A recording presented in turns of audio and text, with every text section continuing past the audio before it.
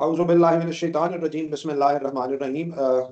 Very warm welcome to this new learning environment of online mod. और जो topical coverage हमारी होगी है probability and probability distributions. So it's a bit technical unit, technical in the sense that books में usually ये जो class of probability and probability distributions है, it's more of a mathematical statistics. And primarily इसमें set theory बहुत इस्तेमाल हो probability. Whenever in our normal life we talk about chances of occurrence. And शुरू में मैं 2 मिसालें दूंगा, प्लीज वो नोट कर लीजिएगा अपने साथ. And those examples will cover tossing of a coin, and the second one is rolling of a die. ये आमतौर पे हम जिंदगी में सारे ही करते हैं. जब कॉइन टॉस होता है कहीं पे किसी जगह पे, तो 2 ही उसके आउटकम्स होते हैं, head and tail. we'll denote head by H and tail by T. या लूडो खेली होगी सब लोगों ने. तो उसके आउटकम्स जो होते हैं क्यूबिकल डाई के, वो 1 2 3 4 5 and 6. तो ये 2 चीजें जो हैं, ये प्रोबेबिलिटी के बेसिक्स को जब आप डिफाइन करने लगते हैं, तो 2 एक्सपेरिमेंट्स की बात होती है, टॉसिंग ऑफ अ कॉइन से और रोलिंग ऑफ अ डाई से. And then we will extend this to all other practical experiments of real life. But initially books में जहाँ पे भी आप देखेंगे, तो वो ये tossing of a coin and rolling of a die और playing cards से start होता है. तो playing cards को मैं usually avoid करता हूँ. So I'll go with the tossing of a coin and rolling of a die. दूसरी चीज जो बिल्कुल बेसिक्स है, वो basics of the set theory है. उसको प्लीज आप लोगों ने कोऑपरेट करना है, उसको कवर करना है किसी भी एलिमेंट्री बुक से. सेट थ्योरी में एक सेट कैसे डिफाइन होता है, etcetera etcetera. So let's go with the first and the foremost concept before starting probability is the random experiment. And ये बेसिस है. कोई भी एक्सपेरिमेंट जब तक रैंडम नहीं होगा, तो आप उसके साथ प्रोबेबिलिटी के कॉन्सेप्ट को अटैच नहीं कर सकते. So how a random experiment is different from a common experiment? क्योंकि केमिस्ट्री में भी एक्सपेरिमेंट्स होते हैं, बायो में भी एक्सपेरिमेंट्स होते हैं, फिजिक्स में भी एक्सपेरिमेंट होते हैं. सो बेशुमार सब्जेक्ट्स के बेशुमार एक्सपेरिमेंट्स हैं. बट स्टैटिस्टिक्स में स्पेसिफिकली प्रोबेबिलिटी के अंदर you deal with the random experiment. So as per the definition, as an experiment whose outcomes कहते हैं रिजल्ट्स ऑफ एन एक्सपेरिमेंट को. टेक्निकली जो रिजल्ट्स होंगे वो आउटकम्स होंगे. तो आपके पास इसकी शर्तें हैं. शर्त एक A is we can not predict the outcomes in advance. What could be the result of that experiment, हम ये नहीं बता सकते. And again I switch back to tossing of a coin and rolling of a die. आप coin toss करने से पहले नहीं बता सकते कि हेड आएगा या टेल आएगा. We can not predict in advance. Same is the case with the rolling of a die. If you are rolling a die, you cannot predict in advance that what will be the outcome.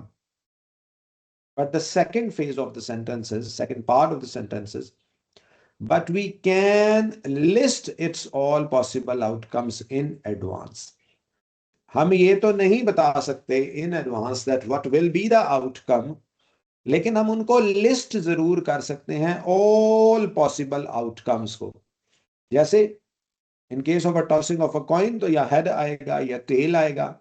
And in case of a rolling of a die, या 1 आएगा या 2 आएगा या 3 आएगा या 4 आएगा या 5 आएगा या 6 आएगा. ऐसा नहीं है कि हम ये भी नहीं बता सकते कि क्या आएगा, और ये भी नहीं बता सकते कि क्या क्या आएगा.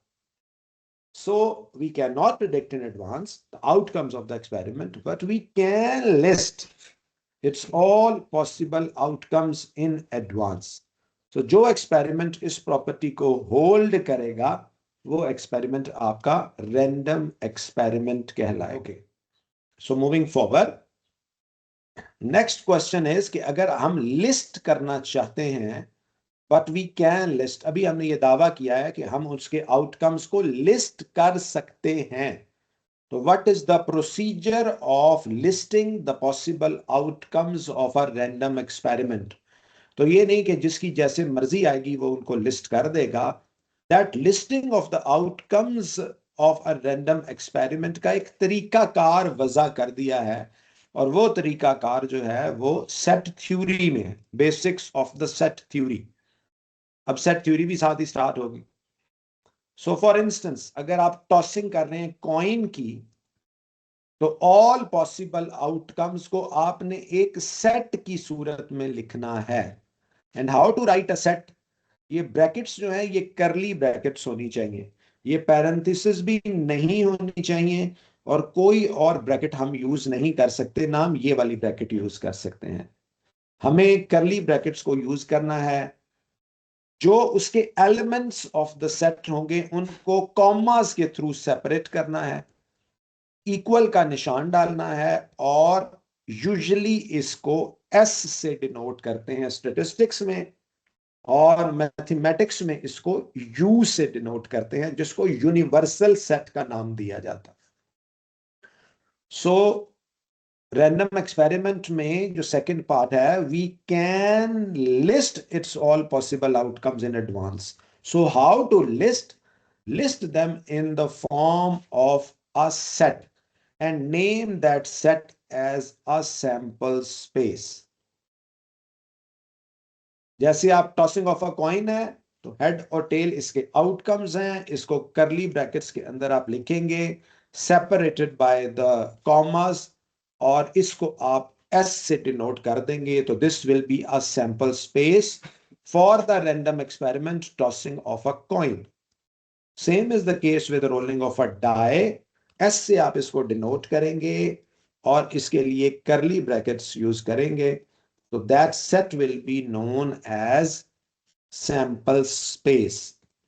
Sample space is the set of outcomes of a random experiment. अब जबकि हम एक सेट की बात करते हैं तो उसके साथ ही फिर बात स्टार्ट हो जाएगी सबसेट की, कि एक आपने अगर सेट बना लिया है तो उसके फिर सबसेट्स क्या होते हैं। लेकिन प्लीज एक चीज यहां पे नोट में रखिएगा, एक है एलिमेंट ऑफ अ सेट, और एक है term subset of a set. Element से मुराद है, ये एच एक एलिमेंट है, ये टेल टी एक एलिमेंट है, तो टोटल नंबर ऑफ एलिमेंट्स जो हैं वो इस सैंपल स्पेस के अंदर दो हैं। और ये जो आप रोलिंग ऑफ अ डाई की एग्जांपल ले रहे हैं, one is an element, two is an element, three is an element, so how many total elements are there in this set? Six. इसको लिखते हैं n of s, number of elements in the sample space. For rolling of a die they are 6, and in case of tossing of a coin they are 2. So ये जो elements of the set हैं, इनको statistics की language में आप कहते हैं कि ये sample points हैं। In the language of statistics they are known as sample points.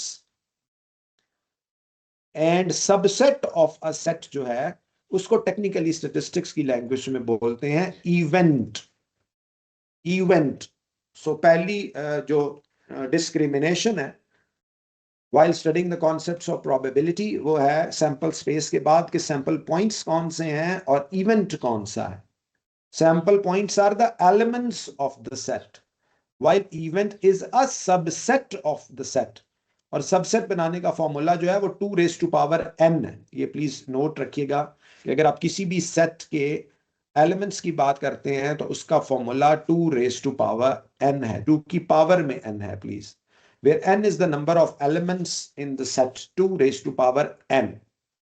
मिसाल के तौर पे ये आपने कॉइन टॉस किया तो उसमें 2 एलिमेंट्स हैं, तो 2 पावर 2 गिव्स यू 4। ये 4 सबसेट्स आपके सामने हैं, phi, empty set, head, tail and head tail. So ये 4 पॉसिबल आउटकम्स हैं, पॉसिबल सबसेट्स हैं रादर। और एक चीज प्लीज नोट रखिएगा कि जब भी आप सबसेट्स बनाते हैं तो phi is a subset of every set. This is by default. Mathematics है, मदर ऑफ ऑल लैंग्वेजेस है, तो वालदा साहिबा कह दे तो फिर मान लेना चाहिए. phi is a subset of every set, और set itself भी रिपीट होता है. इन the and set itself repeat होगा. तो ये प्लीज नोट कर लें, what is the difference between an event and a sample point. Event always compute the probability of an event and not of a sample point. यहां तक किसी को कोई भी प्लीज कंफ्यूजन हो तो लिखें या raise your hand please. Sir ये जो आपने इवेंट में हेड और टेल दिया है और लास्ट वाली ब्रैकेट में आपने हेड टेल दोनों को एक साथ लिख दिया है, लाइक इसकी पॉसिबिलिटी एक साथ तो नहीं होगी ना? बहुत आला सवाल है. बिल्कुल इसकी पॉसिबिलिटी या प्रोबेबिलिटी एक साथ तो नहीं होती है, लेकिन चूंकि we are following the fundamentals of mathematics, तो मैथमेटिक्स ये कहता है कि जब भी आप किसी सेट के सबसेट बनाएंगे, देखिए ये सवाल तो आपने इसके पर्सपेक्टिव से किया, ये सवाल आप फाई के पर्सपेक्टिव से भी कर सकते थे कि ऐसे कैसे हो सकता है कि हम एक कॉइन टॉस करें and nothing will happen, how can it be possible. लेकिन जब आप सबसेट बनाते हैं तो आपने मैथमेटिक्स की फाउंडेशन या फंडामेंटल्स को फॉलो करना है. तो मैथमेटिक्स ये कहता है कि जब भी आप सबसेट बनाने लगेंगे तो फाई से इब्तदा करेंगे. Phi is a subset of every set, और सेट इट सेल्फ रिपीट होगा इन द एंड. अब स्टेटिस्टिक्स ने ये नहीं कहा कि नहीं फाई नहीं हो सकता तो हम नहीं मानते, और हेड टेल इकट्ठा कैसे आ सकता है तो हम नहीं मानते. इन्होंने क्या किया कि इन इवेंट्स को एक्सट्रीम इवेंट्स डिक्लेयर करके फाई के चांसेस ऑफ अकरेंस जो है, मतलब फाई आ नहीं सकता, इसको उन्होंने कह दिया इम्पॉसिबल इवेंट. और जब सेट इट सेल्फ रिपीट होता है तो अब आप जब भी कॉइन टॉस करेंगे तो इसमें से जरूर आएगा, या हेड आएगा या टेल आएगा, दोनों इकट्ठे नहीं आ सकते, लेकिन इसमें से ही जरूर आएगा. तो उस इवेंट को उन्होंने डिक्लेयर कर दिया श्योर इवेंट. और आगे अभी हम पढ़ेंगे कि श्योर इवेंट की जो लाइकलीहुड है या जो प्रोबेबिलिटी है वो हमेशा 1 होती है, और इम्पॉसिबल इवेंट की जो लाइकलीहुड है या प्रोबेबिलिटी है वो हमेशा 0 होती है. So the answer of the probability will always lie between 0 and 1. 0 से कम आंसर नहीं आ सकता लाइकलीहुड का या प्रोबेबिलिटी का, और 1 से ज्यादा आंसर नहीं आ सकता प्रोबेबिलिटी का. So these are the two extremes, phi and the set itself. So following the concepts of mathematics that you cannot deny, तो ये जब आपके सबसेट बनेंगे तो ये आपके 2 एलिमेंट्स भी हो सकते हैं, 3 एलिमेंट्स भी हो सकते हैं, 4 एलिमेंट्स भी हो सकते हैं, इवन 6 के 6 एलिमेंट्स भी हो सकते हैं. ये जो अगर आप रोलिंग ऑफ अ डाई की बात करेंगे तो इन द एंड आपका जो सबसेट बनेगा, इसके टोटल सबसेट्स बनेंगे 2⁶, क्योंकि इसमें 6 एलिमेंट्स हैं. तो उसमें फॉर इंस्टेंस आपका सबसेट जो है वो फॉर इंस्टेंस आप उसको बी कह दें of getting an even number, तो ये 1, 3 और 5. So this is a subset, ये एक इवेंट है. इसी तरह आप एक इवेंट सी डिक्लेयर कर दें of getting an even number, so 2, 4, 6. so even number आने के chances क्या हैं वो अभी हम देखते हैं, but this is an event containing 3 sample points. और ये क्या है कि डाई जब आप रोल करें तो odd number आए. तो these are the favorable sample points for odd numbers, these are the favorable sample points for even numbers. ठीक है, तो आपके जो सबसेट अकॉर्डिंगली बनेंगे उसके चांसेस के रेफरेंस से हम डील करेंगे. फॉर श्योर ऐसा नहीं होगा कि ये 2, 4, 6 में से सारे के सारे एक ही दफा आ जाएं, आएगा कोई एक ही, बट सारे सबसेट्स जो बनेंगे उनके साथ डीलिंग हमारी अकॉर्डिंग टू मैथमेटिक्स होगी. सर हमारे पास जो एलिमेंट्स होते हैं, लाइक अगर रोलिंग ऑफ अ डाई तो उसमें 1, 2, 3, 4 इसके एलिमेंट्स होंगे. यस यस यस यस, इनको सैंपल पॉइंट्स बोलेंगे. Element of the set are sample points. Okay, thank you. And subsets of the sets are events. Probability हमेशा इवेंट की निकलेगी. अगर आप कहते हैं ना कि 2 आने की प्रोबेबिलिटी निकालें, तो 2 को डायरेक्ट आप नहीं लेंगे, आप 2 को एक इवेंट डिक्लेयर करेंगे. Let D is the event that 2 appear. तो डी के जो फेवरेबल सैंपल पॉइंट्स हैं वो आप एक सेट की सूरत में लिखेंगे, ये 2 अपीयर्स. मिसाल के तौर पे आप 6 आने की प्रोबेबिलिटी निकालना चाहते हैं तो let E is an event that 6 appears. तो ये जो ई के फेवरेबल है वो 6 हैं, आप एक सेट की सूरत में उसको लिखेंगे और फिर उसकी प्रोबेबिलिटी निकालेंगे. तो एलिमेंट जो होते हैं वो सैंपल पॉइंट्स होते हैं और सबसेट्स जो होते हैं वो इवेंट्स होते हैं। प्रोबेबिलिटी हमेशा इवेंट की कंप्यूट होती है। इस देखें एक चीज प्लीज ध्यान में रहे, ये एक सुपर सेट है, this is the sample space. इसका कोई भी पार्ट मिसाल के तौर पे नंबर ग्रेटर देन 1, सो 2 से लेकर 6 तक, this is a part of this set. इस सेट का जो भी पार्ट होगा वो इसका सबसेट कहलाएगा। ज्यादा से ज्यादा ये हो सकता है कि ये सारे के सारे एलिमेंट्स आ जाएं सबसेट के अंदर, इससे ज्यादा तो नहीं हो सकता ना। सो इसका कोई भी हिस्सा, चाहे वो 1 2 3 हो, चाहे वो 3 4 5 6 हो, ठीक है, चाहे वो 2 to 6 हो, चाहे नंबर लेस देन 6 की बात करें 1 to 5 हो, ये सारे के सारे इस सेट के हिस्से हैं, सबसेट्स हैं, तो उनको इवेंट्स बोलेंगे। सो एक इवेंट में जरूरी नहीं कि एक ही सैंपल पॉइंट होगा या एक ही एलिमेंट होगा। एक एलिमेंट भी हो सकता है, 2 एलिमेंट भी हो सकते हैं, 6 एलिमेंट्स भी हो सकते हैं, 600 एलिमेंट्स भी हो सकते हैं, 6 लाख एलिमेंट्स भी हो सकते हैं। Started with just 2 examples of rolling of a die and tossing of a coin. लेकिन फॉर इंस्टेंस देखें ना, आप बात करें पिम्स हॉस्पिटल की, तो उसकी जो पेशेंट्स रिकवरी रेट है, ये chances of recovery of a patients of a delicate heart disease की, किसी दिल की बीमारी की बात करें, तो से फॉर इंस्टेंस सर्वाइवल रेट आप कहते हैं जी वो है 64%। तो देखिए ना कितनी बड़ी पॉपुलेशन वहां पे जा रही है और उसके सबसेट को एनालाइज किया गया है। सो ये नहीं कंफ्यूजन होनी चाहिए कि इसमें हमेशा एक ही सैंपल पॉइंट होगा। आपकी सबसेट इवेंट के अंदर एक से ज्यादा सैंपल पॉइंट्स हो सकते हैं। सर काइंडली ज़रा वो 2 raise to the power n वाला कॉन्सेप्ट ज़रा दोबारा समझा दें। Okay, thank you. जब भी आप सबसेट बनाने लगेंगे ना, तो आपका सवाल ये आएगा जी कितने सबसेट्स बन सकते हैं किसी भी सेट के।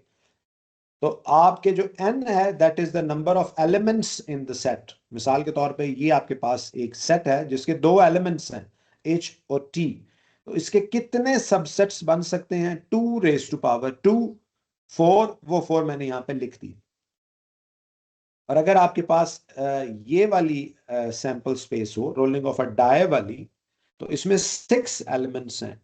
अब 2 रेज टू पावर 6 आपके सैंपल पॉइंट्स सबसेट्स बनेंगे। तो किसी भी सेट के कितने इवेंट्स निकल सकते हैं, उसके लिए ये 2 raise to power n formula इस्तेमाल होता है, where n is the number of elements in a set. अच्छा जी, अब जब इवेंट की बात होती है, बिकॉज प्रोबेबिलिटी हमेशा इवेंट की कंप्यूट होती है, तो अब इवेंट से मुतालिक कुछ फर्दर डिटेल्स हैं जिन डिटेल्स का जानना स्टूडेंट्स के लिए ज़रूरी है।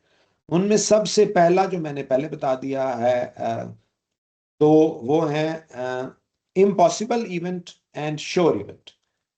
सो ऐसा इवेंट जो जिसके अकर करने की लाइक्लीहुड 0 हो, चांसेस 0 हो, वो इम्पॉसिबल इवेंट होता है। और ऐसा इवेंट जिसके लाइक्लीहुड या चांसेस ऑफ अकरेंस 1 हो, वो श्योर इवेंट होता है। और जो 2 कॉन्सेप्ट हैं वो हैं simple event versus compound event. ऐसा इवेंट जिसमें एक ही सैंपल पॉइंट है वो सिंपल इवेंट कहलाएगा, और ऐसा इवेंट जिसमें कम से कम 2 सैंपल पॉइंट्स हैं वो कंपाउंड इवेंट कहलाएगा।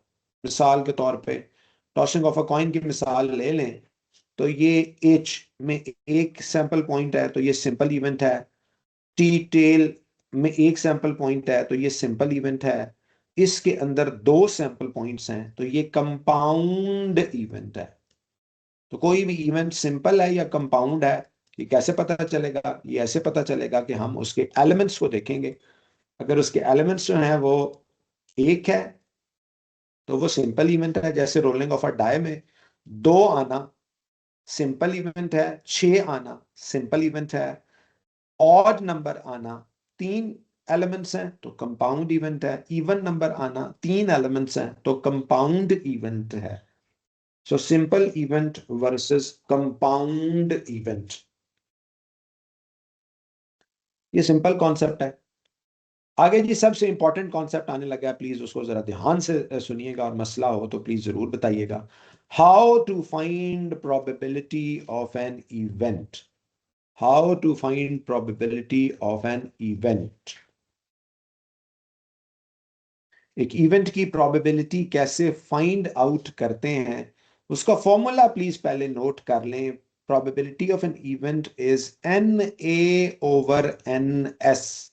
दो चीजें इस्तेमाल होंगी जिनका रेशियो लिया जाएगा, N ऑफ A, और ये जरूरी नहीं है A हो, ये N ऑफ B भी हो सकता है, N ऑफ C भी हो सकता है।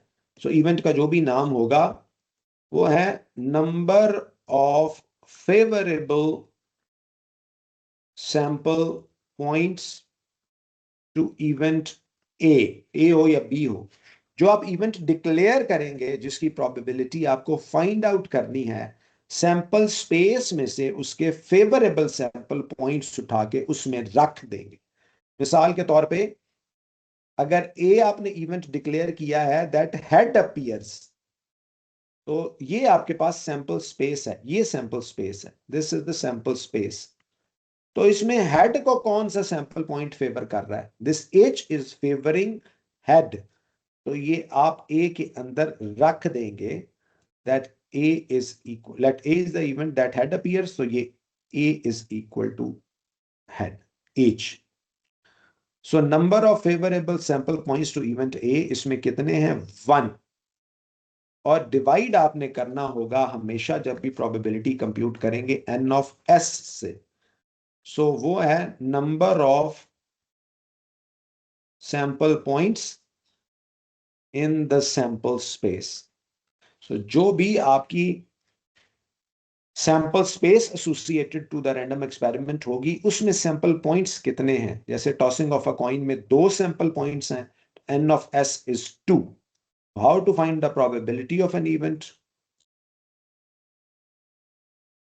ये सबसे पहला स्टेप ये है, declare the event, let A is the event, let B is the event. So जो भी इवेंट है उसको डिक्लेयर करें।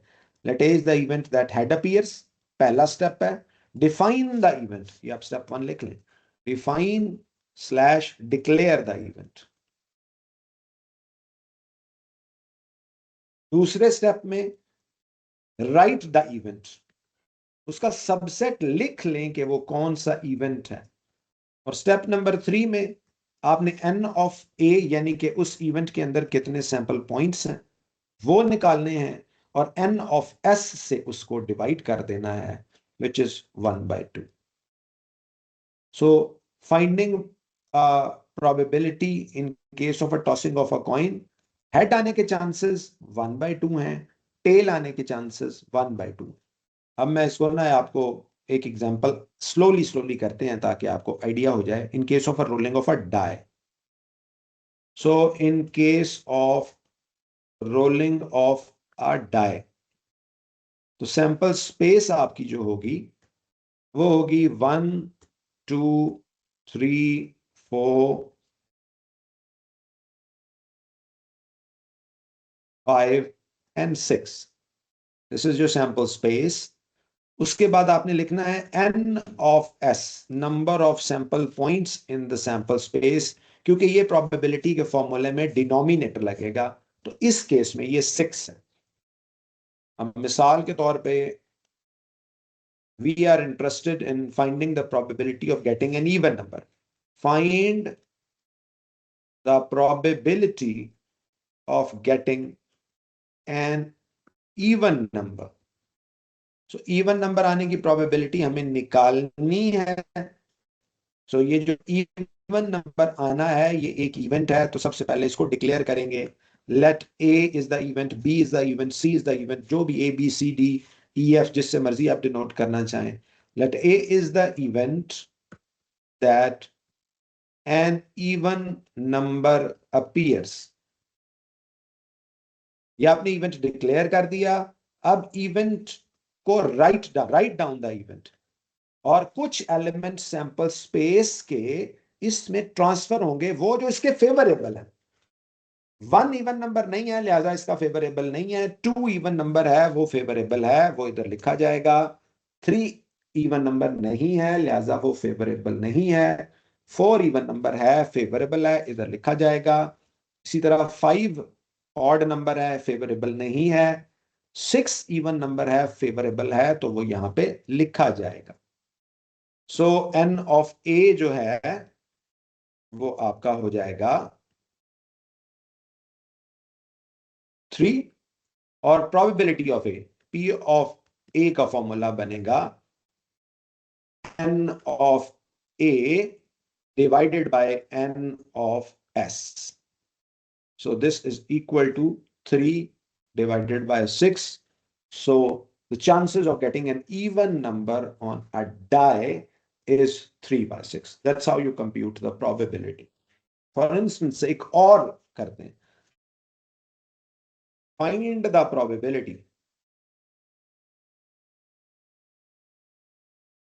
of getting a number greater than 2 in case of rolling of a die. So उसकी probability please find out करें. A number greater than 2. तो sample space please याद रखिएगा कि सैंपल स्पेस वही होगी रोलिंग ऑफ अ डाई में, और NS विल बी 6. अब जिसकी प्रोबेबिलिटी निकालनी है वो एक इवेंट है. सो वो क्या है? A number greater than 2 is an event जिसकी प्रोबेबिलिटी निकालनी है. तो आप इसको लिख दें, let B is the event that a number greater than 2 appears. So again आपने इवेंट को डिक्लेयर किया, इवेंट का नाम लिखा. अब सैंपल स्पेस में से वो सैंपल पॉइंट्स इधर ट्रांसफर होंगे जो उसके फेवरेबल है. Number greater than 2, 1 is not a number greater than 2, so 1 transfer नहीं होगा. 2 is not a number greater than 2, ये ग्रेटर देन और इक्वल टू 2 होता तो फिर हम 2 को शामिल कर लेते, बट ग्रेटर देन 2 में 2 शामिल नहीं होगा. सो उसके बाद 3 शामिल हो जाएगा बिकॉज ये फेवरेबल है, 4 भी शामिल हो जाएगा, 5 भी शामिल हो जाएगा और 6 भी शामिल हो जाएगा, और ये कंप्लीट कर देगा आपके इवेंट को. उसके बाद आप लिखेंगे n ऑफ b. ये प्लीज n कैपिटल नहीं लिखना, ठीक है, ये याद रहे. So number of sample points favourable to event b 4 हैं. सो प्रोबेबिलिटी ऑफ b जो है वो क्या होगी? n of b divided by n of s. So this is equal to 4 by 6. So 4 by 6 are the chances of getting a number greater than 2 while rolling of a die. Perfect हो गया. Homework के तौर पे please कुछ questions लिख लें. In case of rolling of a die, find the probability of the following events. A, odd number appears. A number between 2 and 5, both inclusive, appears. A number between 2 and 5, both exclusive, appears.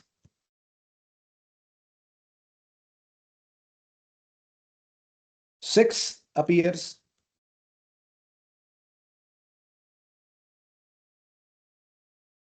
Five appears. And things like that. So odd number appear, आप इसको एक event declare करेंगे. Let's see is the event that odd number appears. उसके favourable लिखेंगे 1, 3, 5, तो उसकी probability आ जाएगी 3 by 6. A number between 2 to 5 both inclusive. तो with reference to this sample space को कॉपी कर लेते हैं. So 2 to 5 both inclusive, यानी कि 2 को भी शामिल करना है, 5 को भी शामिल करना है. तो ये 4 सैंपल पॉइंट्स का एक सेट बन जाएगा. 4 by 6 is the probability. C part में both exclusive, यानी कि 2 और 5 निकाल देने हैं तो 3 और 4 आएंगे. So 2 by 6 is the probability of part C. 6 appears, तो 6 का फेवरेबल सिर्फ एक है. 1 by 6 is the probability. 5 appears again. 1 by 6 is the probability. तो इस तरह कोई इशू है तो प्लीज चैट बॉक्स में लिख दें. And we are moving towards 3 very very important concepts associated to events. ये equally likely events, types of events हैं. Mutually exclusive events. तीसरा इंपॉर्टेंट कॉन्सेप्ट है एग्जॉस्टिव इवेंट्स, और इन तीनों कॉन्सेप्ट को हम अभी बारी बारी डिस्कस करेंगे विद रिस्पेक्ट टू 2 इवेंट्स. ठीक है, और आप इसको जनरलाइज कर सकते हैं with respect to any number of events. ठीक है, तो मैं इसको 2 events के रेफरेंस से डिस्कस करूंगा. 2 events A and B are called equally likely if they have equal chances of occurrence. For instance, in case of a rolling of a die, मिसाल के तौर पे die अगर आप रोल करते हैं तो इवेंट से मैं A डिक्लेयर कर देता हूं गेटिंग एन इवन नंबर, तो वो आपके पास आ जाएगा 246. और B इवेंट में डिक्लेयर करता हूं गेटिंग एन ऑड नंबर, वो आ जाएगा आपके पास 135. और C इवेंट में डिक्लेयर कर देता हूं गेटिंग 6, वो आपके पास आ जाएगा 6. दो इवेंट्स की बात करें A एंड B, तो A के चांसेस ऑफ अकरेंस क्या है? 3/6. ये जो P ऑफ A है implies P ऑफ A आएगा 3/6 implies P ऑफ B आएगा 3/6 implies P ऑफ C आएगा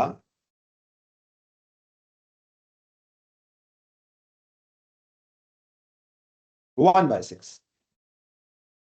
So 2 events A and B. अगर आप A और B का कंपैरिजन करें, A के चांसेस ऑफ अकरेंस 3/6 हैं, B के चांसेस ऑफ अकरेंस 3/6 हैं. Their chances of occurrence are ditto equal. कुछ भी फर्क नहीं है. If they have equal chances of occurrence तो हम दो इवेंट्स को आप डिक्लेयर करेंगे दे आर इक्वली लाइकली. दो से ज्यादा इवेंट्स हो, मसलन A B C, तीनों को साइमल्टेनियसली देखना चाहें, A B C तीनों के तीनों जो हैं वो इक्वली लाइकली नहीं है, बिकॉज A के चांसेस ऑफ अकरेंस 3/6 हैं, B के चांसेस ऑफ अकरेंस 3/6 हैं, और C के chances of occurrence 1/6 हैं. So 2 events are said to be equally likely if they have equal chances of occurrence. Next is the mutually exclusive events. Mutually exclusive events. ये भी हम पहले दो events के रेफरेंस से डिस्कस करेंगे. 2 events A and B are called mutually exclusive if A occurs, B does not occur, or if B occurs, A does not occur. Mathematically आप इस चीज को लिखते हैं if A intersection B is empty set or phi set. अगर आप दो sets का इंटरसेक्शन लें, ये दो इवेंट्स का इंटरसेक्शन लें और वो नल सेट आए, तो फिर आप कहते हैं कि these events are mutually exclusive events. A does not occur. For instance, this is a perfect example of getting an even number and getting an odd number. ये दोनों इवेंट्स जो हैं वो रोलिंग ऑफ अ डाई से associated हैं. इसके sample points 246 हैं, इसके सैंपल पॉइंट्स 135 हैं. अगर आप इनकी इंटरसेक्शन लें तो इनका इंटरसेक्शन नल सेट होगा. कोई कॉमन एलिमेंट्स इन दोनों के दरमियान नहीं है. So there is nothing common element between them. So A and B are mutually exclusive events. But if you compare A and C, so A has an element 246, C has an element only 6, and if you take the intersection, you will find an outcome 6. ठीक है, so A intersection C अगर आप निकालते हैं तो it is not a null set. So A and C are not mutually exclusive events. However, अगर आप B और C को comparison करें तो 135 है. Again, if you take the intersection, you will find a null set here. So B and C are mutually exclusive events. A and B are mutually exclusive events, but A and C are not mutually exclusive events. तो आप इसको extend कर सकते हैं, तीनों को simultaneously लेना चाहें तो A intersection B intersection C अगर नल सेट है, चार हों इवेंट्स तो A intersection B intersection C intersection D, चारों का आउटकम अगर नल सेट है तो चारों इवेंट्स जो हैं वो म्यूचुअली एक्सक्लूसिव इवेंट्स होंगे. So this is the concept of mutually exclusive events. So last important concept associated to events is exhaustive. लेते हैं two events A and B are said to be exhaustive if, इसकी दो conditions हैं exhaustive events की, ये please note कर लीजिएगा in case of exhaustive events. Condition number 1, A intersection B is an empty set. ठीक है, so जिसको कहते हैं that is phi, ये वही है mutually exclusive.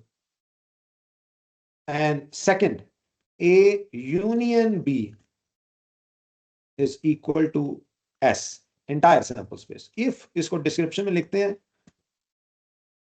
if they constitute the entire sample space. दो इवेंट्स अगर उनका इंटरसेक्शन लें फाई आए, लेकिन अगर आप उनका यूनियन लें तो सैंपल स्पेस पूरी की पूरी आ जाए, तो वो इवेंट्स कहलाते हैं एग्जॉस्टिव इवेंट्स.